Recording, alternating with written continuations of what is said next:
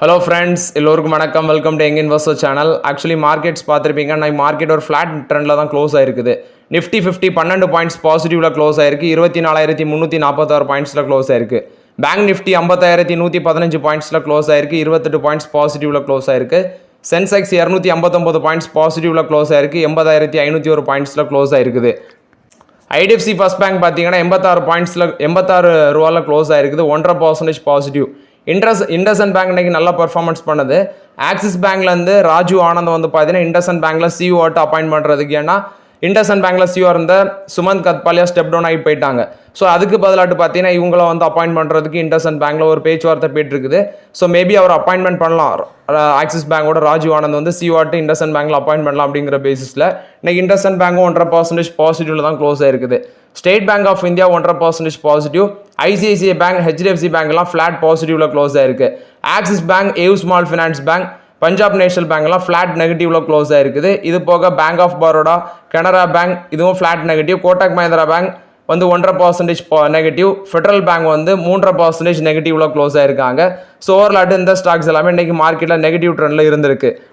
Next பார்த்தீங்கன்னா Kotak Mahindra bank இன்னைக்கு 1.5% விழுந்துருந்துச்சு. 2171 ரூபா போனது கடைசியில் 2185 ரூபாவில் க்ளோஸ் ஆயிருக்குது. ஸோ ரீசன் பார்க்கும்போது அவங்களோட ரிசல்ட்ஸில் Q4 ப்ரிவியூவில் ப்ராஃபிட் வந்து 16% விழலாம். ப்ரொவிஷன் ஹையராக இருக்குது. நெட் இன்ட்ரெஸ்ட் இன்கம் வந்து 9% தான் இன்க்ரீஸ் ஆகும் அப்படின்னு சொல்கிறாங்க. அசட் குவாலிட்டி ப்ரெஷராக இருக்கலாம் அப்படின்னு சொல்லி ஒரு அப்டேட் வந்திருக்குது அவங்களோட Q4 ப்ரிவியூவில். இந்த பேசிஸில் அன்றைக்கி இண்டஸ்இண்ட் பேங்க் வந்து பார்த்தீங்கன்னா ஒரு நெகட்டிவ் பேசிஸில் இருந்திருக்குது. Kotak Mahindra bank profit after tax 11 to 16% வரைக்கும் டிக்ளைன் ஆயிருக்குது. இது போக நெட் இன்ட்ரெஸ்ட் இன்கம் 6 to 9% வந்து இன்க்ரீஸ் ஆகும்னு சொல்கிறாங்க. இது ப்ரோக்கரேஜஸ் ஃபார்ம்ஸ் நுவாமாம், ஜேஎம் ஃபினான்ஷியல் இந்த மாதிரி கம்பெனிஸ் அந்த அப்டேட்டை கொடுக்குறாங்க. ஸோ அந்த பேசிஸில் வந்து இன்னைக்கு கோட்டக் மஹிந்திரா பேங்க்லாம் நெகட்டிவ் ட்ரெண்டில் க்ளோஸ் ஆயிருக்குது. நெக்ஸ்ட் பார்த்தீங்கன்னா ஹீரோ மோட்டார் கப். ஆக்சுவலி இவங்களோட ஏப்ரலில் சேல்ஸ் வந்து 43% டிப் ஆயிருக்கு. ஆனால் இவங்களோட இவி சேல்ஸ் வந்து பார்த்தீங்கன்னா இயரான பேஸில் கம்பேர் பண்ணும்போது சேல்ஸ் பயங்கரமாக இன்க்ரீஸ் ஆயிருக்கு. 3,05,406 யூனிட்ஸ் இந்த ஏப்ரலில் விற்றுருக்காங்க. ப்ரொடக்ஷனை வந்து பாஸ் பண்ணியிருக்கிறாங்க ஒரு 4 பிளான்ட்ல 3 நாள் அப்படின்னு சொல்கிறாங்க. சேம் பீரியட் லாஸ்ட் இயரை கம்பேர் பண்ணும்போது, அதாவது ஏப்ரல் லாஸ்ட் இயரில் அந்த கம்பெனி 5,33,585 யூனிட்ஸ் விற்றுருக்காங்க. அதை காட்டிலும் ரொம்பவே சேல்ஸ் விழுந்திருக்குது. இல்லை டொமஸ்டிக் சேல்ஸ் வந்து 2,82,524 யூனிட்ஸ் விற்றுருக்காங்க. எக்ஸ்போர்ட் வந்து 16,882 யூனிட்ஸ் விற்றுருக்காங்க. டொமஸ்டிக் சேல்ஸும் பயங்கரமாக விழுந்திருக்குது. ஆக்சுவலி 5,13,296 இருந்த சேல்ஸ் இந்த அளவுக்கு வந்து குறைஞ்சிருக்குது. அது மாதிரி எக்ஸ்போர்ட்டும் 20,289 யூனிட்ஸாக இருந்தது, குறைஞ்சிருக்குது. ரீட்டைல் மார்க்கெட் ஷேர் வந்து மந்த் ஆன் மந்த் பேசிஸில் இம்ப்ரூவ் ஆயிருக்குன்னு சொல்லியிருந்தாலும் இவி சேல்ஸ் நல்லா பண்ணியிருந்தாங்க ஹீரோ மோட்டார் கப். இன்னைக்கு ஸ்டாக் ப்ரைஸ் பார்த்தீங்கன்னா 3,725 ரூபா வரைக்கும் போனது. கடைசியில் 3,941 ரூபா ஹை போயிட்டு 3,741 ரூபாவில் க்ளோஸ் ஆயிருக்கு ஹீரோ மோட்டார் கப். 2.5% மேலே நெகட்டிவ்ல க்ளோஸ் ஆயிருக்கு hero motor cup. So overall இது வந்து ஹீரோ மோட்டார் கப் போஸ்ட் பண்ண ரிசல்ட் சேல்ஸ் அப்டேட்டு. சேல்ஸ் வந்து பெருசாக இல்லை, பயங்கரமாக அடி வாங்கியிருக்குது சேல்ஸு. நெக்ஸ்ட் பார்த்தீங்கன்னா டிவிஎஸ் மோட்டார். ஆக்சுவலி இவங்களோட டோட்டல் மந்த்லி சேல்ஸ் வந்து 16% இன்க்ரீஸ் ஆயிருக்குது. இதில் 4,43,896 யூனிட்ஸ் விற்றுருக்காங்க. டூ வீலர் சேல்ஸ் 15% வளர்ச்சி அடைஞ்சிருக்கு. டொமஸ்டிக் டூ வீலர் சேல்ஸ் 3,23,647 யூனிட்ஸாக இருக்குது, 7% இன்க்ரீஸ் ஆயிருக்கு. மோட்டார் சைக்கிள் சேல்ஸ் வந்து 2,20,527 யூனிட்ஸு, 17% க்ரோத்து. இது போக ஸ்கூட்டர் செக்மெண்ட் 18% க்ரோத்து, 1,69,741 யூனிட்ஸு. இவி செக்மெண்ட்லேயும் இவங்க தான் டாப் பொசிஷனில் இருக்கிறாங்க. இங்கேயும் நல்லா பண்ணியிருக்கிறாங்க. இவி சேல்ஸ்லாம் 59% இன்க்ரீஸ் ஆயிருக்கு. கம்பெனியோட டோட்டல் எக்ஸ்போர்ட் 45% க்ரோத் ஆயிருக்குது. 1,16,880 யூனிட்ஸாக இருக்குது. அதே மாதிரி டூ வீலர் எக்ஸ்போர்ட் வந்து 1,06,683 யூனிட்ஸாக இருக்குது, 46% இன்க்ரீஸ் ஆயிருக்கு. ஸோ ஓவர்லாட்டு டிவிஎஸ் மோட்டாரோட சேல்ஸ் வந்து நல்லா பண்ணியிருக்கிறாங்க. ஸோ ஆக்சுவலி அவங்களோட ரிசல்ட்ஸ் கொஞ்சம் பெட்டராக இருந்துச்சு. அது மாதிரி சேல்ஸ் மந்த்லி சேல்ஸில் பார்க்கும்போது இவிலையும் அவங்க தான் டாப் பொசிஷனாக இருக்கிறாங்க. இதில் பெட்ரோல் டீசல் வெஹிக்கிளையும் அங்கே தான் டாப் பொசிஷனில் இருக்கிறாங்க.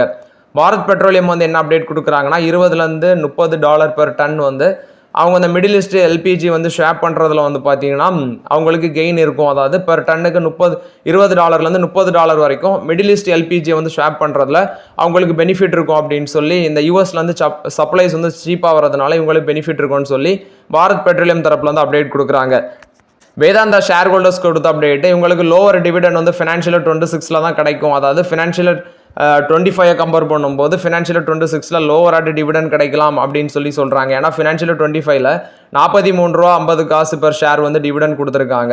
ஆனால் அது ஃபினான்ஷியல் 26ல் அவங்க 34 ரூபா பெர் ஷேர் தான் கொடுக்க சான்சஸ் இருக்குது அப்படின்னு சொல்லி அப்டேட் கொடுக்குறாங்க. இது சிட்டி அவங்க அந்த ப்ரோக்கரேஜ் தான் அந்த அப்டேட்டை சொல்கிறது. ரெயில்டெல் கார்பரேஷன் ஆஃப் இந்தியா இது ஒரு multibagger railway PSU stock. Net profit 4-6% மேலே இன்க்ரீஸ் ஆயிருக்கு. 113 கோடியாக இருக்குது. ரெவன்யூ வந்து 57% இன்க்ரீஸ் ஆயிருக்குது. 1308 கோடி பண்ணியிருக்கிறாங்க. ஸோ ஃபினான்ஷியல் 25ல் வந்து ஃபோர்த்து குவார்ட்டரில் 1308 கோடி ரெவன்யூ பண்ணியிருக்காங்க. 57% இன்க்ரீஸ் ஆயிருக்கு. இது போல் அவங்களோட ப்ராட்பேண்ட் விபிஎன் சர்வீஸும் இப்போ ப்ரொவைட் பண்ணுறாங்க. ஒரு மல்டிபேக்கர் ரிட்டர்ன்ஸ் வந்து பார்த்தீங்கன்னா 3 to 5 இயர்ஸில் அந்த ஸ்டாக் ரிட்டர்ன்ஸ் கொடுத்துருக்கு. பட் இப்போதைக்கு வெயிட் பண்ணுங்கள். இதில் எபிட்டானி பார்க்கும்போது அதாவது எபிட்டா 53.8% இன்க்ரீஸ் ஆயிருக்கு. 180 கோடியாக இருக்குது. எபிட்டா மார்ஜின் 13.73% இருக்குன்னு சொல்கிறாங்க. அதானி போர்ட்ஸோட ஷேர் வந்து 5% அளவு கெயின் ஆயிருக்கு. மார்ச் குவார்ட்டரில் ப்ராஃபிட் வந்து 50% இன்க்ரீஸ் ஆயிருக்கு. ப்ரோக்கரேஜஸ் இதில் என்ன எக்ஸ்பெக்ட் பண்ணுறாங்கன்னா இது 27% வரைக்கும் இந்த ஸ்டாக் ப்ரைஸ் மேலே போகும்னு சொல்கிறாங்க. Honda cars India domestic sales 22.75% increase ஆயிருக்குது. ஸோ இந்த ஏப்ரலில் வந்து பார்த்தீங்கன்னா அவங்களோட சேல்ஸ் வந்து 22.75% வந்து டவுன் ஆயிருக்கு. ஏன்னா 4871 யூனிட்ஸ் விற்றுருக்காங்க. பட் அது டொமஸ்டிக்கில் 3360 யூனிட்ஸ் விற்றுருக்காங்க. 1511 யூனிட்ஸ் வந்து எக்ஸ்போர்ட் பண்ணியிருக்காங்க. பட் சேல்ஸ் வந்து டவுன் ஆயிருக்குது. ஏப்ரல் 2024ல் 6516 யூனிட்ஸ் விற்றுருக்காங்க. ஸோ அதை காட்டிலும் அது வந்து டவுன் ஆயிருக்குன்னு சொல்கிறாங்க ஹோண்டா கார்ஸோட சேல்ஸு. நெக்ஸ்ட் ரிலையன்ஸ் ரீட்டைல் வந்து ஐபிஓ வர சான்சஸ் இருக்குது. நெக்ஸ்ட் 6 to 12 monthsல புது ஸ்டோர் ஓப்பன் பண்ண இருக்கிறாங்க. அவங்க 2 year அசஸ்மெண்ட் என்ன சொல்லியிருந்தாங்கன்னா வருஷத்துக்கு பெர் இயர் வந்து 1000 ஸ்டோர் வரைக்கும் ஓப்பன் பண்ணலாம். பட் அதை இப்போ வந்து 500லேருந்து 550 ஸ்டோர் ஆட்டு குறைச்சிட்டாங்க. மார்ச் 2025ல் ரிலையன்ஸ் ரீட்டைல் வந்து 19340 ஸ்டோர் வந்து பேன் இந்தியா லெவலில் வச்சிருக்காங்க. விச் மீன்ஸ் மார்ச் 2025ல் இந்த அளவுக்கு அங்கே ஸ்டோர் இருக்குது. 6லேருந்து 12 மாதத்துக்குள்ளே ரிலையன்ஸ் ரீட்டைல் வந்து ஐபிஓ வர சான்சஸ் இருக்குது. ஒரு பக்கம் ரிலையன்ஸ் ஜியோ வந்து ஐபிஓ வர போகிறாங்க அப்படின்னு சொல்லிட்டு இருந்தாங்க. இப்போ ரிலையன்ஸோட குறிப்பாட்டு ரிலையன்ஸ் ரீட்டைல் வந்து பார்த்தீங்கன்னா ஐபிஓ வர போகிறதாட்ட அப்டேட் கொடுத்துருக்குறாங்க. நெக்ஸ்ட் பார்த்தீங்கன்னா ரிலையன்ஸ் பவரில் வந்து அப்டேட். ரிலையன்ஸ் பவரோட சப்சிடரி தான் Reliance NU Suntech. Reliance NU சன்டெக்கும் சோலார் எனர்ஜி கார்பரேஷன் ஆஃப் இந்தியாவும் பவர் பர்ச்சேஸ் அக்ரிமெண்ட் சைன் பண்ணியிருக்கிறாங்க. Solar power project battery storage சம்மந்தமாட்டு 10,000 கோடி இன்வெஸ்ட்மெண்ட்டில் ரிலையன்ஸ் பவரோட சப்சிடரி ரிலையன்ஸ் என்யூ சன்டெக்கும் solar energy corporation of India அந்த 2 கம்பெனி தான் இந்த பவர் பர்ச்சேஸ் அக்ரிமெண்ட் போட்டிருக்காங்க. இது ரிலையன்ஸ் பவர் கொடுத்த ஒரு பாசிட்டிவ் அப்டேட்டாக இருக்குது. Ashok Leyland total vehicles 13421 units விற்றுருக்காங்க. பட் 6% விழுந்திருக்கு. பஜாஜ் ஆட்டோட சேல்ஸ் எடுத்து பார்த்தீங்கன்னா 3,65,810 யூனிட்ஸாக இருக்குது. அதுவும் 6% விழுந்திருக்குது. ஹியூண்டாய் மோட்டார்ஸ் இந்தியாவோட சேல்ஸும் விழுந்துருந்துச்சு. நான் அது ஆல்ரெடி கார் சேல்ஸ் அப்டேட் எல்லாமே நான் அப்டேட் பண்ணிட்டேன். இதில் வந்து அசோக் லைலாண்டோட சேல்ஸ் 6% விழுந்திருக்கு. பஜாஜ் ஆட்டோ விழுந்திருக்குது. ஹீரோ மோட்டார் காப்போடது ரொம்பவே மொக்க பர்ஃபார்மன்ஸ் கொடுத்துருக்குது. பட் ஹீரோ மோட்டார் காப் ஸ்லோவாக எல்லா டிக்லையும் யூஸ் பண்ணலாம். ஜேஎஸ்டபிள்யூ ஸ்டீல் வந்து பார்த்தீங்கன்னா ஷேர் ப்ரைஸ் விழுந்துருந்துச்சு. சுப்ரீம் கோர்ட் வந்து ஜேஎஸ்டபிள்யூ ஸ்டீலோட அந்த ரீசொல்யூஷன் பிளான் குறிப்பாட்டு பூஷன் பவர் அண்ட் ஸ்டீல் இவங்க இல்லீகலாட்டு பார்த்தீங்கன்னா 19,700 கோடி ஒர்த் ஆஃப் இந்த பிட்டை வந்து சப்மிட் பண்ணதாட்டு ஒரு நியூஸ். அதாவது பஞ்சாப் நேஷனல் பேங்க் மூலமாக தான் இந்த இன்சால்வன்சி போயிட்டு இருந்துச்சு. ஸோ இதோட வேல்யூனி பார்த்தீங்கன்னா அட்மிட்டட் கிளைண்ட்ஸ் 47,158 கோடி. இப்போ அந்த ரீசொல்யூஷன் பிளான் வந்து ரிஜெக்ட் பண்ணியிருக்கிறாங்க. சுப்ரீம் கோர்ட் வந்து ரிஜெக்ட் பண்ணிட்டாங்க அந்த பூஷன் பவர் அண்ட் ஸ்டீல் அது சம்மந்தமாட்டு. ஸோ ஓவரால் இது ஜேஎஸ்டபிள்யூ ஸ்டீலுக்கு ஒரு நெகட்டிவ் அப்டேட்னால இன்றைக்கி 4% விழுந்திருக்கு. இந்தியன் ஓவர்சீஸ் பேங்கோட Q4 results net profit 30% increase ஆயிருக்கு.